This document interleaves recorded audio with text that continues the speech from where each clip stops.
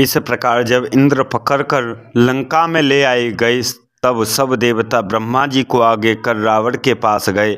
वहां पहुंच ब्रह्मा जी ने आकाश में स्थित हो पुत्र और भ्राताओं सहित बैठे हुए रावण से कहा, वत्स रावण, मैं तेरे पुत्र की शूरवीरता से संतुष्ट हूँ, क्योंकि वह तुमसे भी युद्ध में श्रेष्ठ हुआ है। इस प्रकार तुमने अपने पराक्रम से तीनों लोकों पर विजय प्राप्त कर ली, अतः मैं तुम दोनों से ही प्रसन्न हूँ। हे रावण, अब तेरा यह अति बलि पुत्र संसार में इंद्रजीत नाम से विख्यात होगा।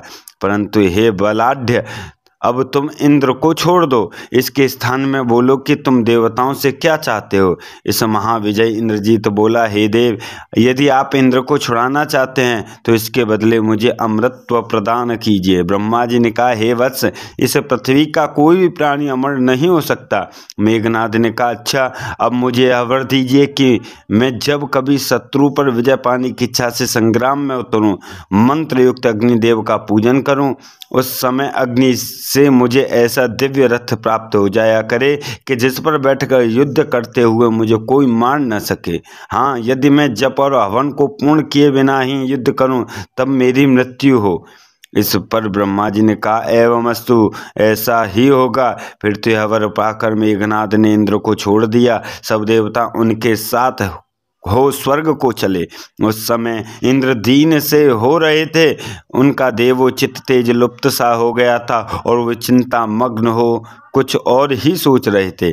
तब उनकी मन स्थिति को पहचान कर ब्रह्मा जी ने कहा, देवराज, यह तुम्हारे पूर्व पापों का ही फल है। अब क्या शोक करते हो? तुम्हें स्मरण है तुमने उस उत्तम गुण संपन्न मेरी उत्पत्ति की हुई सुंदर अहिल्या पर, जिसने मैंने धर्मात्मा महर्षि गौतम को अर्पण किया था, कैसा अत्याचार किया था। उस समय तुम्हें मेरा कुछ भी भय न रहा और तुमने उसे निरीह मुनि पत्नी का बलात्कार किया। मुनि ने उसे अदृश्य हो जाने का शाप दिया, तुम्हें भी शापित किया।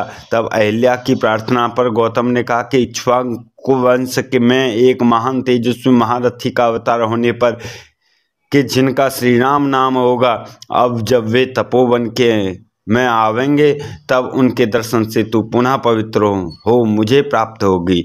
और तुम्हें कहा था कि तू शत्रु के हाथ में पड़ेगा, वही तुम्हारा पाप उदय हुआ है। अब तुम वैष्णव यज्ञ कर उस पाप से निवृत्त हो।